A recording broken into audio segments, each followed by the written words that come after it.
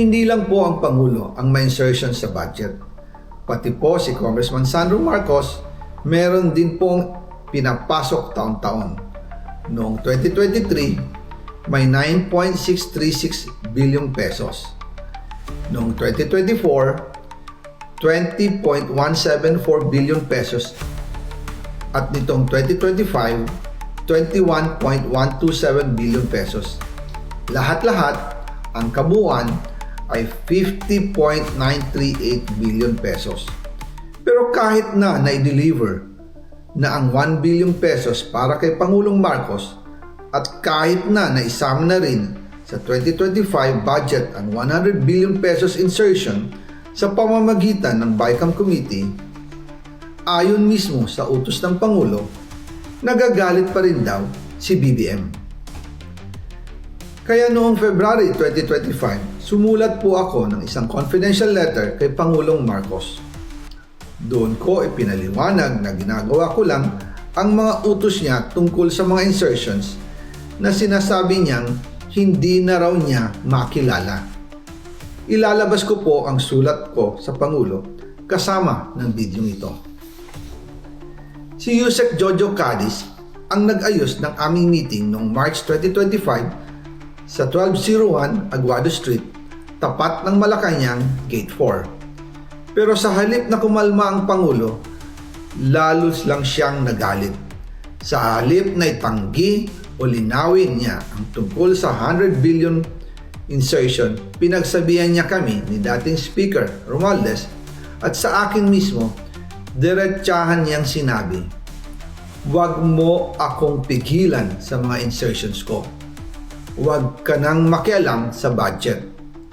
Dahil sa mga binitawang salita sa akin ni BBM, naging malinaw sa akin na siya mismo ang nag-utos kila Secretary Mina Pangandaman at Yusek Adrian Bersamin na ipasok ang 100 billion pesos worth of projects. Kaya kung hindi talaga totoo na galing sa Pangulo ang utos, bakit hindi niya agad tinanggal noon pa sina Secretary Mina Pangandaman at Undersecretary Adrian Bersamin nang pinaalam ko sa kanya ang 100 billion insertions sa pamamagitan ng sulat? Bakit ngayon lang nila pinag-resign kung kailan nalaman ng publiko ang tungkol dito? And also kinausap ako ni Yusek Jojo Cadiz at nagsabi na ipinapa-insert ng mga projects ang Pangulo na worth 50 billion pesos. And sinabi ko kay Yusek Jojo na meron ng instruction kay Secretary Mina Pangandaman at Yusek Adrian Bersamin about the 100 billion pesos insertion.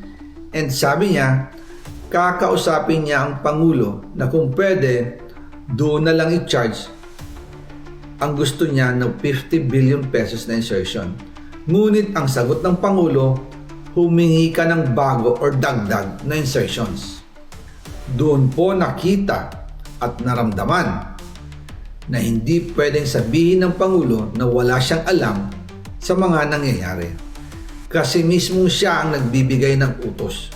Ako mismo ang nakasaksi at nakausap ng mga taong direktang sangkot. Kaya hindi na pwedeng maghugas kamay at magturo na parang inosente. At kung titingnan ninyo ang 2026 budget, may panibago siyang 97 billion insertions.